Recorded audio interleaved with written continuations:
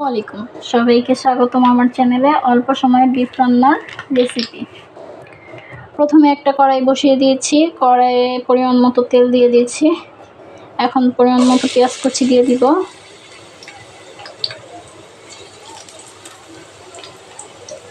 চুলার হিটটা মিডিয়াম আঁচে রাখবো। তারপর পরিমাণ মতো দারচিনি, এলাচ, তেজপাতা দিয়ে দিব। তারপরে পেঁয়াজটাকে একটু ব্রাউন করে ভেজে নিব। পেঁয়াজ ভাজা শেষ। এখন পরিমাণ মতো এখানে আদা বাটা, জিরা বাটা, রসুন বাটা দিয়ে দিব।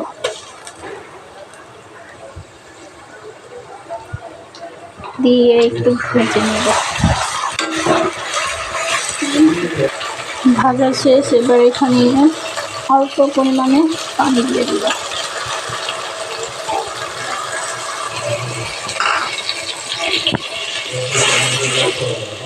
তারপর এখানে পরিমাণ মতো হলুদের গুঁড়া, মরিচের গুঁড়া, ধনিয়ার গুঁড়া, লবণ দিয়ে দিব। মরিচটা একটু পরিমাণে বেশি নিয়েছি আমি, একটু ঝাল হওয়ার জন্য। তারপর মশলাটাকে কষিয়ে নিব ভালো করে।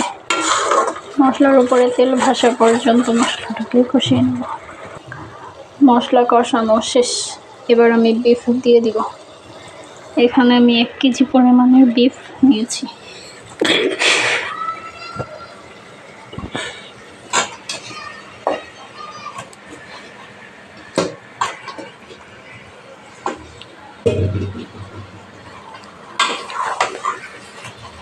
এর সাথে মশলাটাকে ভালো করে মিশিয়ে দিব।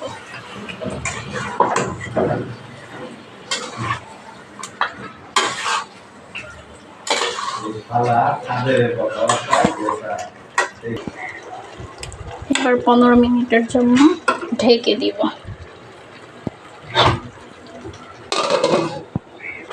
15 মিনিট পর ঢাকনা খুলে একটু নাড়া দিয়ে দিব।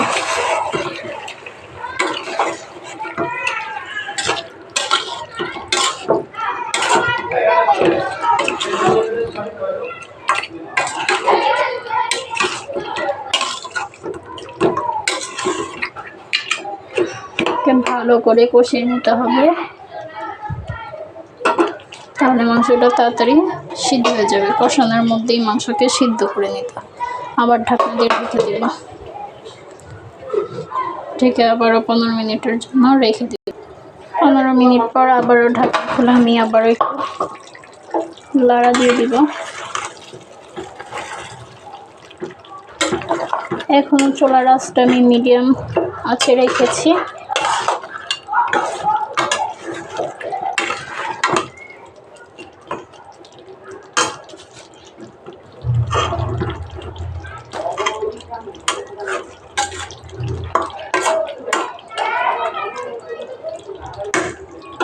চুলার আঁচটা একটু বাড়িয়ে দিব। আবারও 10 মিনিটের জন্য ঢাকনা দিয়ে ঢেকে দিব। 10 মিনিট পর আবারও ঢাকনা উঠিয়ে লাড়া দিয়ে দিব। চুলার আঁচটা একটু বাড়িয়ে দিব। অলমোস্ট আমার মাংস কষানো শেষ।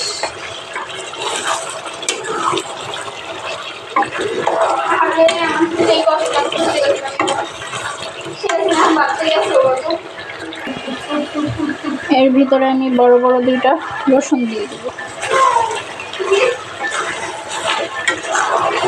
দিয়ে পরিমাণ মতো ঝোল দিয়ে দিব।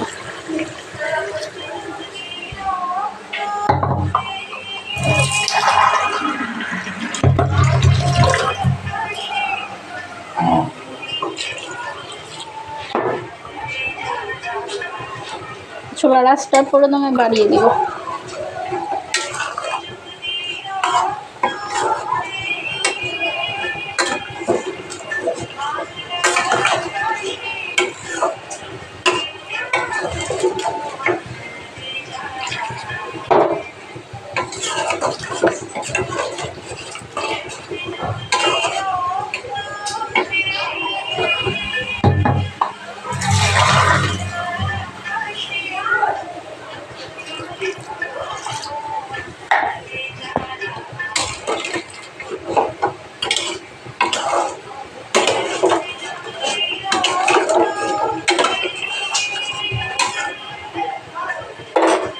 এবার ঢেকে দিব আবারও 20 মিনিটের জন্য।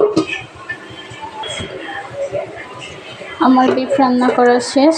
আমি মাঝখানে পাতিলটা চেঞ্জ করে দিয়েছি, কারণ পড়ে গিয়েছিল, পাতিলের নিচে লেগে গিয়েছিল, তাই পাতিলটা চেঞ্জ করে দিয়েছি। এখন আমি এটার উপরে ভাজা জিরার গুঁড়া দিয়ে দিব, দিয়ে আবারও দিয়ে দিব। আজকে আমি একটু ঝোল ঝোল রেখেছি।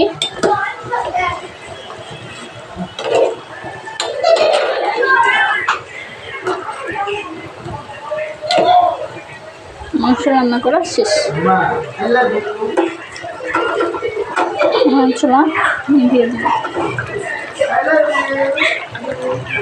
ধন্যবাদ সবাইকে আমার সাথে থাকার জন্য। সবাই আমার চ্যানেলটাকে সাবস্ক্রাইব করে দিবেন।